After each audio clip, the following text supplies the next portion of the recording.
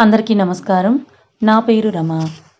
ఏడడుగుల పయనం సీజన్ 2 28వ భాగం. రచయిత కన్నమ్మ గారు. అనిరుద్ ఒకవేళ వేరే అమ్మాయి నిజంగా ప్రేమించేవాడిని అయితే ఈ 4 నాకెవరో ఒకరు నచ్చి ఉండాలి కదా. నువ్వు నా మనసులో ఉన్నావు కాబట్టే ఎవరూ నాకు నచ్చలేదని అంటాడు.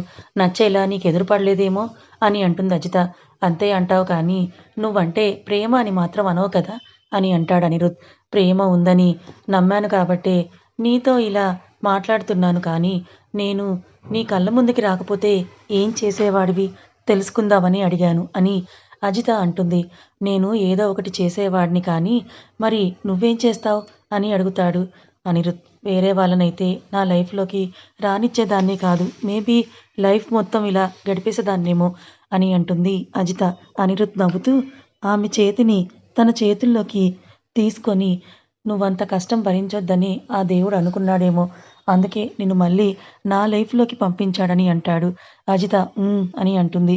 ఈ సెమిస్టర్ హాలిడేస్కి నువ్వు ఇంటికి వెళ్తున్నావా అని అడుగుతాడు అనిరుద్. వెళ్తున్నాను, డాడీని చాలా మిస్ అవుతున్నానని అంటుంది అజిత.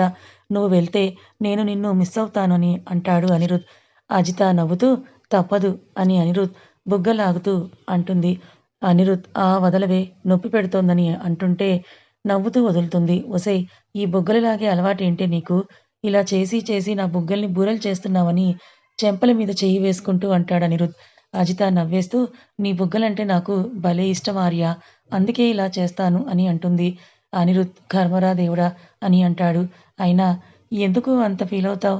నువ్వెలా ఉన్నా కూడా నేను నిన్నేమీ వదలనులే అని అంటుంది.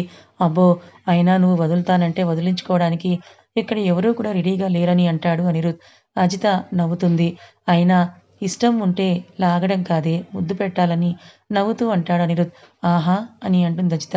అనిరుద్ అని అంటాడు.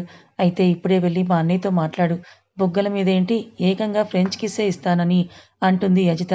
అనిరుద్ అని నోరు తెరిచి అంటాడు. అతని ఎక్స్ప్రెషన్కి నవ్వుతూ ఉంటుంది అజిత. ఏంటి బావా, ఏం ఆలోచిస్తున్నావు అని కిట్టు పక్కన వచ్చి కూర్చొని అడుగుతుంది హర్ష.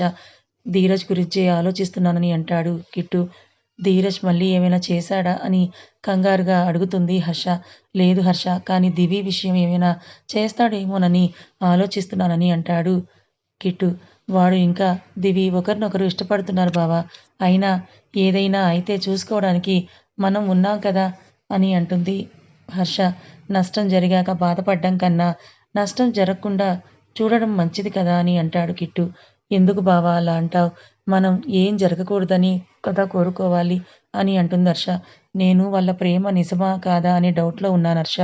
లేకపోతే నా బంగారు తల్లిని నా ఇంటికి కోడలుగా వస్తుంది అంటే నాకు సంతోషంగానే ఉంటుంది కదా అని అంటాడు కిట్టు. మరి అలానే అనుకో, ఇద్దరూ హ్యాపీగా ఉంటారు. నువ్వెలాంటి అనుమానాలు పెట్టుకోకని అంటుంది హర్ష. కిట్టు అని అంటాడు. దివి 4 రోజులు ఇంట్లోనే ఉంది కానీ ఎవరితో ఎక్కువగా మాట్లాడేది కాదు. మూడీగా ఉండేది. ఎప్పుడూ ఏదో ఆలోచిస్తూ ఉన్నట్టుగా గడిపేది. విక్రమ్ అది గమనించి దివితో మాట్లాడాలి అని ఆమె రూమ్ దగ్గరికి వెళ్తాడు. దివి బుక్ ముందు వేసుకుందనే మాటే గాని బుక్ వైపు అస్సలు చూడడం లేదు. ఏదో ఆలోచిస్తూ ఉంది. విక్రమ్ తనని అలా చూసి ఆమె ముందుకు వెళ్ళి ఆ బుక్ తీసేస్తూ బుక్ ముందు పెట్టుకుంటే చదివినట్టు కాదు అని అంటాడు. దివి అప్పుడు తేరుకొని విక్కీ, నువ్వెప్పుడొచ్చావని అంటుంది. నేనొచ్చింది కూడా గమనించలేనంతగా ఏం ఆలోచిస్తున్నావని అడుగుతాడు విక్రమ్. అది ఏం లేదు విక్కీ అని అంటుంది దివి. దివి, నువ్వెప్పుడు ఎలా ఉంటావో మాకు తెలియదా? ముంబై నుండి ఇక్కడికొచ్చినప్పటి నుంచి నువ్వు ఇలానే ఉంటున్నావు. ఏమైందిరా? అక్కడ ఏమైనా సమస్య ఉందా అని అడుగుతాడు విక్రమ్. దివి విక్రమ్ భుజం మీద వాలి నాకేం ఇబ్బంది లేదు విక్కీ, అయినా నువ్వుండగా నేనే సమస్యకైనా భయపడతానా? నేను నా డ్రీమ్ ఫుల్‌ఫిల్ చేసుకోగలనా లేదా అని ఆలోచిస్తున్నాను అంతే అని అంటుంది దివి. విక్రమ్ దివి తల నిమురుతూ పిచ్చిపిల్ల, అలా అనుకుంటే ఎలా? నా దివి ఇలా నిరుత్సాహంగా మాట్లాడుతుందని నేనెప్పుడూ కూడా అనుకోలేదని అంటాడు విక్రమ్. దివి ఏం మాట్లాడదు. దివి, ఒక విషయం గుర్తుపెట్టుకో, మీ అమ్మ నాతో చెప్పింది ఈ మాట. ఆ టైంలో నీకేమనిపించిందో తెలియకపోవచ్చు కానీ ఒక దారిలో వెళ్ళాలి అని అనుకున్నావు. ప్రయాణం మొదలుపెట్టావు. కష్టమో, నష్టమో ఆ దారిలో వచ్చే ప్రతీదీ అనుభవించాలి. ఎందుకంటే మనం కోరుకొని ఆ దారిలో వెళ్ళాం కదా! ఇప్పుడు నువ్వు కూడా అంతే ఇష్టంతో ఆ కోర్స్ చేస్తున్నావు. ఏదైనా ఇష్టంగా భరించాలి. వెనకడుగు వేస్తే ఇన్నేళ్ల నీ కష్టానికి, నువ్వు కన్న కలలకి విలువ ఉండదని అంటాడు విక్రమ్ దివి ఆలోచించినట్టుగా చేసి, వికీ నువ్వన్నది నిజమే. కష్టమైనా, నష్టమైనా ఒకసారి పయనం మొదలుపెట్టాక వెనకడుగు వెయ్యకూడదని అంటుంది. విక్రమ్ నవ్వుతూ దట్స్ మై గర్ల్. ఎప్పుడిలా మూడీగా ఉండకురా. ఏది ఏమైనా మీ నాన్న మీకు తోడుగా ఉంటాడని అంటాడు విక్రమ్. దివి చిన్నగా నవ్వుతుంది. ఇంకా మూడీగా ఉండకు. నీకేమనిపిస్తే అదే చెయ్యి. బాధపడుతూ, భయపడుతూ కూర్చోవడం వల్ల కలిగే లాభాలేమీ ఉండవు అని భుజం మీద తడుతూ అంటాడు విక్రమ్. దివి అలాగే విక్కీ అని అంటుంది. అక్కడ ఉన్నన్ని రోజులు కొంచెం నార్మల్‌గా ఉంటుంది దివి. ధీరజ్ రోజు తనకి కాల్ చేస్తూ మాట్లాడేవాడు.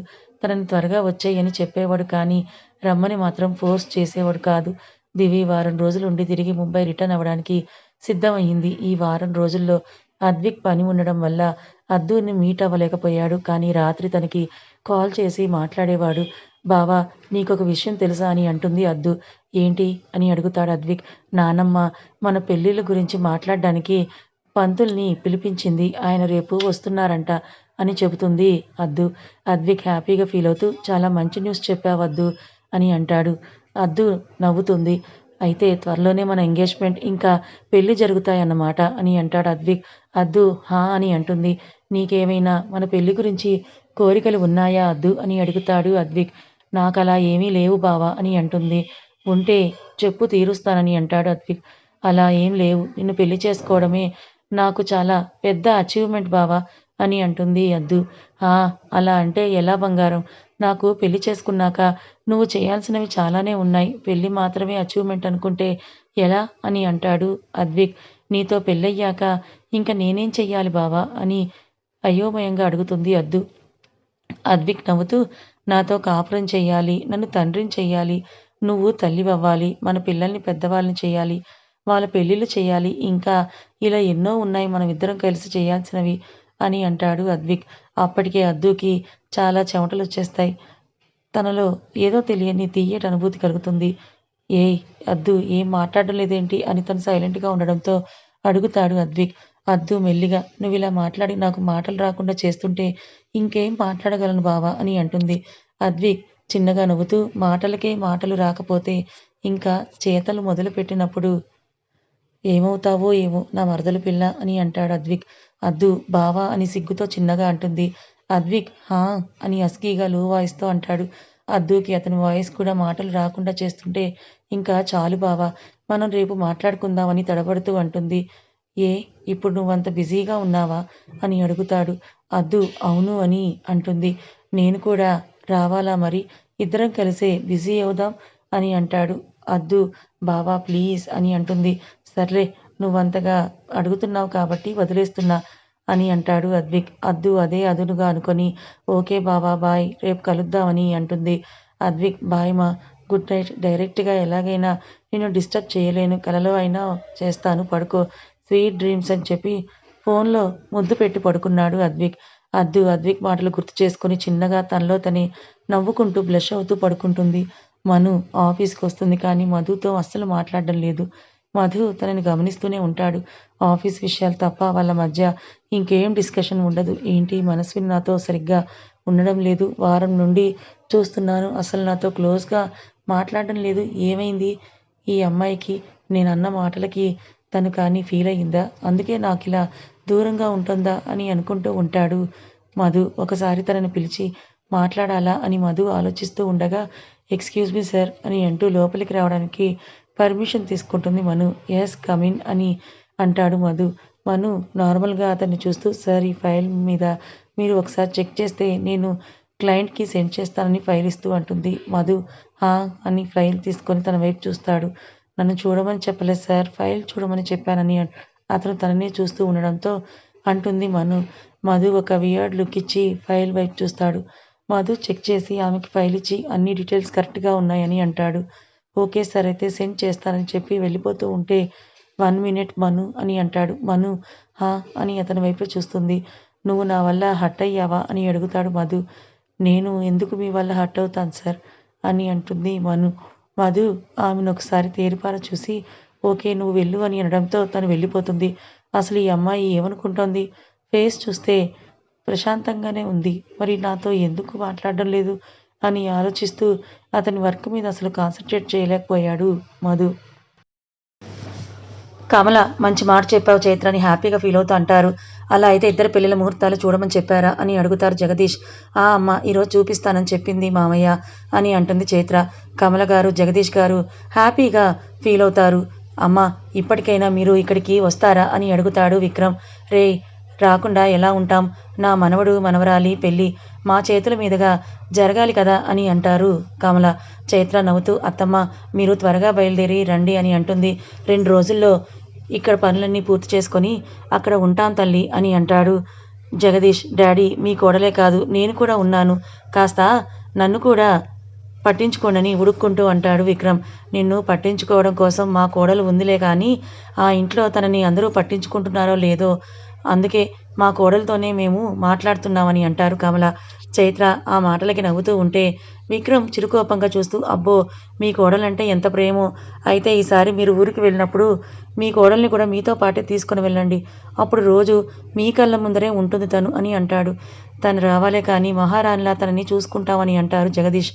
మావయ్య ఆయన ఎలాగైనా పంపిస్తానని చెప్పారు కదా, నేను కూడా మీతో పాటే వస్తాను అని అంటుంది చైత్ర. విక్రమ్ ఆ మాటకు కోపంగా చైత్ర వైపే చూస్తాడు. అయితే సంతోషం అని అంటారు కమల. విక్రమ్ ఫోన్ వైపు చూస్తూ ఏంటి సంతోషం, ఇక్కడ ఎవరూ తనని పంపించడానికి సిద్ధంగా లేరు, మీరు వీలు చూసుకొని ఇక్కడికి రండి, ఇంకా ఇంతకంటే ఎక్కువ మాట్లాడితే నన్ను నా పెళ్ళాన్ని వేరు చేసేస్తారు మీరు అని అంటూ ఫోన్ కట్ చేస్తాడు విక్రమ్. విక్రమ్ చేష్టలకి నవ్వుకుంటారు జగదీష్ కమల గారు. చైత్ర నవ్వుతూ విక్రమ్ వైపే చూస్తూ ఉండగా ఏంటే నవ్వుతున్నావు, నీకు అంత నవ్వులాటగా ఉందా, నన్ను వదిలేసి వెళ్తావా నువ్వు, నన్ను వదిలి వెళ్తావా అని అంటూ తన మీదకి వెళ్తాడు విక్రమ్. చైత్ర విక్రమ్ చుట్టూ చేతులు వేసి అప్పుడు చెప్పాను కదా మర్చిపోయారా, అయితే ఇప్పుడు చెప్తున్నాను వినండి, మీరే నన్ను దూరంగా వెళ్ళిపోమ్మని చెప్పినా నేను మీకెప్పటికీ దూరంగా వెళ్ళను, ఒకవేళ అలా వెళ్ళాల్సి వస్తే అది నా ప్రాణం పోయాకే అని అంటుంది చైత్ర. విక్రమ్ ముందు తన మాటలకి నవ్వుతూ ఉండగా చివరి మాటకు బంగారం ఏంటా మాటలు అని భావోద్వేగంగా పిలిచాడు. చైత్ర అతని చెంప మీద చెయ్యి వేసి కంగారు పడకండి, చనిపోయాక కూడా దెయ్యమై మీ పక్కనే ఉంటానులే అని నవ్వుతూ అంటుంది. విక్రమ్ తన మాటలకి ఆమెను వదిలి దూరంగా జరుగుతాడు. చైత్ర చిన్నగా నవ్వి అతని భుజం మీద చెయ్యి వేసి సైడ్ నుంచి హత్తుకుంటూ నా కోసం నువ్వు ఏడుస్తుంటే చూడడం నాకిష్టం విక్కీ అని అతని కళ్ళ చివర ఉన్న కన్నీళ్లను తుడుస్తూ అంటుంది. విక్రమ్ ఆమెని ఫోర్స్గా లాక్కొని హక్ చేసుకొని అలా అయితే రోజూ ఏడుస్తాను కానీ నువ్వు ఇలా మాట్లాడకు అని అంటాడు. చైత్ర అతని గుండెల మీద వాలిపోయి హా అని అంటుంది. దివి తను ఉండే ఫ్లాట్కి వెళ్ళేసరికి ధీరజ్ స్టేషన్కి వెళ్ళాడు. దివి తను వస్తున్నట్టుగా అతనికి చెప్పలేదు. అతను కూడా 2 రోజుల నుంచి కాల్ చేయకపోవడంతో అతను అడగలేదు అని తను కూడా చెప్పడం మానేసింది. కీస్ ఎక్కడ ఉంటాయో తెలిసే ఉండడంతో డోర్ ఓపెన్ చేసుకొని లోపలికి వెళ్ళింది దివి. ఫ్లోర్ మీద రక్తం అడుగులు కనిపించాయి. ఆ రక్తం చూడగానే దివికి ముందుగా ధీరజ్ గుర్తొచ్చాడు. ధీరజ్కి ఏమైనా అయ్యిందేమో అని టెన్షన్గా అనిపించింది. భయంగా కంగారుగా అడుగులు వేస్తూ లోపలికి వెళ్తూ ఉంటే రక్తం మరకలు ఇంకా ఎక్కువ అవుతున్నాయి. తన భయం ఇంకా పెరిగిపోయింది. అడుగులు తడబడుతున్నాయి. ధీరజ్ రూమ్ వైపు ఆ రక్తం మరకలు సాగుతున్నాయి. తనకుండే భయం వల్ల వేగంగా కొట్టుకుంటోంది. ధీరజ్ రూమ్ డోర్ ఓపెన్ చేస్తుంది అనగా ఒక చెయ్యి తనని ఫోర్స్గా లాగి గోడకు లాక్ చేసింది. ఎవరా అని భయంగా విడిపించుకోవడానికి చూసిన దివికి ఎదురుగా ధీరజ్ కనిపించేసరికి తను అప్పటి వరకు కంగారు మొత్తం మర్చిపోయి బావా అని అంటూ అతని గట్టిగా కరుచుకుంది. ఆమె అలా హత్తుకునేసరికి అతనికి షాక్ కొట్టినట్టుగా అనిపించింది. బొమ్మల బిగుసుకుపోయాడు. దివి కొంచెం దూరం జరిగి బావా నీకేం కాలేదు కదా అని అంటూ దెబ్బలు ఏమైనా తగిలాయా అని అతని తడిమి చూసింది. ధీరజ్ ఆమె చేతులు పట్టుకొని ఏం చేస్తున్నావు, నాకేం కాలేదు అని అంటాడు. దివి రిలీఫ్గా ఫీల్ అవుతూ మరి ఆ రక్తం అని తడబడి ఓ అదా, మొన్న నన్ను చంపడానికి కొంతమంది వచ్చారులే, వాళ్ళని పైకి పార్సల్ చేసే ప్రాసెస్లో రక్తం పడిందని తాపీగా అంటాడు ధీరజ్. దివి షాక్ అవుతూ నిన్ను చంపడానికి చూశారా, నీకేం దెబ్బలు తగలలేదు కదా అని అడుగుతుంది. ఇక్కడ ఇంత క్లియర్గా కనిపిస్తుంటే అడుగుతున్నావేంటని అంటాడు ధీరజ్. ఆ మాటతో అతనికి ఏమీ కాలేదని తన టెన్షన్ మొత్తం వదిలేస్తుంది దివి. అప్పటికి కానీ తనకు అర్థం కాదు తను ధీరజ్కి అతి చేరువుగా ఉందని. అతని కళ్ళల్లోకే చూస్తూ ఉంది. ధీరజ్ ఆమెను చూస్తూ ఏంటి నాకేం కాలేదు అని ఫీల్ అవుతున్నావా అని అడుగుతాడు. దివి అతన్నే చూస్తూ నేనొక డాక్టర్ని బావా, ప్రాణాలు కాపాడాలని చూస్తాను కానీ ఒకరి ప్రాణాలు తీయాలని కానీ ఒకరికి ప్రమాదం జరగాలని కానీ అనుకోనని అంటుంది. ధీరజ్ ఓహ్ అని అంటాడు. దివి అతని నుంచి దూరం జరిగి తన రూమ్కి వెళ్తుంటే ఆమె చెయ్యి పట్టుకుని తన వైపుకు తిప్పుకొని ఏంటే నువ్వు వస్తున్నట్టు కనీసం నాతో చెప్పలేదు అని అంటాడు ధీరజ్. నేను చెప్పకపోయినా నీకు తెలిసిపోతుంది కదా బాబా అని అతని చేతి నుండి తన చేతిని విడిపించుకొని తన రూమ్లోకి వెళ్ళిపోయింది దివి. ధీరజ్ ఉఫ్ అని అనుకుని అతని రూమ్ వైపు ఒకసారి చూసి దివి రూమ్ దగ్గరికి వెళ్తాడు. అద్విక్ తన క్యాబిన్లో వర్క్ చేసుకుంటూ ఉండగా అతనికి అద్దు ప్రోగ్రాం వినాలని గుర్తుకొచ్చి అతని ఫోన్లో రేడియో ఆన్ చేసుకుంటాడు. అప్పుడే అద్దు ప్రోగ్రాం స్టార్ట్ అవుతుంది. హలో హైదరాబాద్, నేను మీ ఆర్జే ఆరాధ్య హరికృష్ణ. ఎలా ఉన్నారంతా? ఉఫ్ నేనేంటి ఇలా అడుగుతున్నాను, అందరూ మన భాగ్యనగర్లో బాలేకుండా ఉంటారా అని మాట్లాడుతూ ఉంటుంది అద్దు. ఈ ప్రోగ్రాంలో మాత్రం గలగలా మాట్లాడుతూ ఉంటుంది. అదే నేను తన ముందు ఉంటే మూకీ అయిపోతుంది. మళ్ళీ దాని పేరు ఎంత గొప్పగా చెప్తుంది. కొన్ని రోజుల్లో దాని పేరే మారిపోతుందని మనసులో మిసెస్ ఆరాధ్య అద్విక్ ఆర్యన్ ఎంత బాగుంది అని నవ్వుకుంటూ అనుకుంటూ మళ్ళీ ప్రోగ్రాం వింటాడు అద్విక్. అద్దు ఓకే, ఈరోజు నేను మీకోసం వచ్చేసాను, ఒక కొత్త కథ తెచ్చేశాను. బట్ ఆ కథలోకి వెళ్ళే ముందు మనం ఒక కాల్ మాట్లాడదాం. నాతో మాట్లాడాలి అని అనుకునే వాళ్ళు ఇప్పుడే కాల్ చేయండి అని అంటుంది. ఎప్పట్లానే తన టీం కాల్ కనెక్ట్ చేస్తారు. సో ఇప్పుడు మనం కాల్ చేసిన వ్యక్తితో మాట్లాడదాం. హలో ఎవరండి అని అడుగుతుంది అద్దు. హలో ఆరాధ్య గారు, నేనండి కృష్ణ అని అంటాడు. అద్దుకి ఆ పేరు వినగానే చిరాగ్గా అనిపిస్తుంటే అది తన వాయిస్లో తెలియకుండా హలో అండి, ఏంటి కృష్ణ గారు మళ్ళీ లవ్ ప్రపోజల్ చేయడానికి కాల్ చేశారా అని అడుగుతుంది అద్దు. కృష్ణ చిన్నగా నవ్వుతూ లేదండి, ఈసారి తనకే డైరెక్ట్గా చెప్పాలని అనుకుంటున్నాను. ఈరోజు తనని కలవబోతున్నాను. ఈ విషయం అందరితో షేర్ చేసుకుని విషెస్ కోరుకుంటూ కాల్ చేశానని అంటాడు కృష్ణ. ఓ నైస్ కృష్ణ గారు. సో మై డియర్ ఫ్రెండ్స్, విన్నారు కదా, ఎప్పుడు మన ప్రోగ్రామ్కి కాల్ చేసే కృష్ణ గారు ఈరోజు తన లవర్కి ప్రపోజ్ చేయబోతున్నారు. సో మీరందరి తరపున ఆయనకి నా best wishes, all the best Krishna గారు అని అంటుంది అద్దు. కృష్ణ థ్యాంక్స్ చెప్పగానే కాల్ కట్ అవుతుంది. నేను ఇప్పుడు మీకు కథ చెప్పాలి కదా, అది చెప్పే ముందు మనం విందాం ఒక మంచి పాట. ఎప్పుడూ అందరినీ అడిగి పాట ప్లే చేయడం కాకుండా ఈరోజు నాకు నచ్చిన పాట, నాకు ఇష్టమైన వారి కోసం ఈ పాట విని ఎంజాయ్ చేయండి అని అంటుంది అద్దు. తన మాటలు వినగానే అద్విక్ మొహంలో నవ్వు వచ్చి చేరుతుంది. పాట మొదలవుతుంది. ఎక్కడ ఉన్నా పక్కన నువ్వే ఉన్నట్టుంటుంది అనే సాంగ్ ప్లే అవుతుంటే అతను అద్దు పక్కనే ఉన్నట్టు ఊహించుకుంటూ ఆమెతో డ్రీమ్లో వెళ్తాడు. ఆ సాంగ్ అవ్వగానే నా బంగారం నా కోసమే పాట ప్లే చేస్తోందని హ్యాపీగా ఫీల్ అవుతూ ఉంటాడు అద్విక్. దివి తన లగేజ్ని ఒక సైడ్కి పెట్టేసి జర్నీ వల్ల అలసిపోవడంతో ఫ్రెష్ అప్ అవడానికి డ్రెస్ తీసుకుంటూ ఉంటుంది. ధీరజ్ డోర్ దగ్గర నిలబడి తననే చూస్తూ ఉంటాడు. దివి డ్రెస్ తీసుకుని బాత్రూమ్ దగ్గరికి వెళ్తుంది. తను డోర్ వేసేంతలో ధీరజ్ డోర్ ఓపెన్ చేసుకుని బాత్రూంలోకి వెళ్తాడు. అతను సడన్గా లోపలికి వచ్చేసరికి దివి షాక్ అయి కంగారుగా వెనక్కి జరిగి పడబోతుంటే తన చుట్టూ చేతులు వేసి పడకుండా పట్టుకుంటాడు ధీరజ్. ధీరజ్ తన కళ్ళలోకి చూస్తూ ఉన్నాడు. ఆమె కళ్ళల్లో బెరుకు కనిపిస్తుంటే అలానే చూస్తున్నాడు. ఆమె నోటి వెంట మాట రావడం లేదు. నీకేం కాదు అని అతని కళ్ళు ధైర్యం చెప్తుంటే అలానే చూస్తూ ఉంది. ధీరజ్ అలానే ఆమెను చూస్తూ శవరాన్ చేశాడు. చల్లగా నీళ్లు ఇద్దరి మీద పడుతున్నా ఇద్దరు చూపు తిప్పుకోలేదు. ధీరజ్ దివి నడుము మీద చిన్నగా డ్రెస్ మీద నుంచే సవరిస్తూ నన్ను మిస్ అయ్యావా అని అడుగుతాడు. ఆ దివి అతని మాయలో పడిపోయి హా అని అంటుంది. ధీరజ్ నా స్పర్శని కూడా మిస్ అయ్యావా అని అడుగుతాడు నడుమును మెల్లిగా నొక్కుతూ. దివి అవును అని అంటుంది. ధీరజ్ నా దూరాన్ని నేను తరిగిస్తాను, నువ్వు మిస్ అయిన ఫీలింగ్ని నేను కంప్లీట్ చేస్తాను అని అంటాడు. దివి అతన్ని అలానే చూస్తూ ఉంటే ధీరజ్ అతని పెదవులతో ఆమె పెదవులని ముడివేస్తాడు. ఈసారి దివి కూడా అతనికి సహకరించింది. ఆ షవర్లో ఇద్దరు తడుస్తూ గాఢంగా హత్తుకుంటూ ముద్దు పెట్టుకుంటున్నారు. ధీరజ్ ఇద్దరికి ఒకే టవల్ని చుట్టి రూమ్లోకి దివిని తీసుకొని వెళ్ళాడు. అతను అలా చేస్తుంటే దివి అతనికి ఎలాంటి అడ్డు చెప్పలేదు. చెప్పడానికి తన మనసు కూడా ఒప్పుకోలేదు. ఎప్పుడు ఈ పరిస్థితి వచ్చినా తన మైండ్ ఇంకా మనసు రెండూ వ్యతిరేకించేవి. కానీ ఇప్పుడు అతనిలో కలిసిపోవాలి అని తన మైండ్తో పాటు మనసు కూడా కోరుకుంటోంది. ప్రణయ యుద్ధం మొదలుపెట్టి రసవత్తరంగా కొనసాగించి దివిని హాయిగా నిద్రపుచ్చుతాడు ధీరజ్. ఆమె మొహంలో అలసట ఇంకా చాలా రోజుల తర్వాత ప్రశాంతత కనిపిస్తుంటే అలానే చూస్తూ ఉన్నాడు ధీరజ్. ఏంటి దివి, ఇన్ని రోజుల తర్వాత ఈ రోజు నీ మొహంలో ప్రశాంతత కనిపిస్తోంది. నేను ఇలా ప్రవర్తిస్తుంటే బాధ కలగలేదా? నా మీద కోపం చిరాకు వస్తుంది కదా, ఈరోజు అలా అనిపించలేదా? నీ కళ్ళల్లో ఎలాంటి భావన కనిపించలేదు నాకు అని ఆ చెమటకి మొహం మీద అంటుకున్న జుట్టును సవరిస్తూ అనుకుంటాడు అంటాడు ధీరజ్. దివి అతని వైపు తిరిగి అతన్ని హక్ చేసుకుంటూ అతని గుండెల మీద సెటిల్ అవుతుంది. ధీరజ్ ఆమెను చూసి నవ్వుకుంటూ తనని ఇంకా గట్టిగా హక్ చేసుకుంటాడు. లలిత గారు పంతులు గారిని పిలిచి నలుగురి జాతకాల్ని చూపిస్తారు. కథ ఇంకా ఉంది. మరి కథ మీద మీ అభిప్రాయం ఏంటో తప్పకుండా కమెంట్ చేయండి. కథ నచ్చితే లైక్ చేయండి. ఇలాంటి మరిన్ని మంచి కథల కోసం ఛానల్ని సబ్స్క్రైబ్ చేసుకోండి. Thank you so much.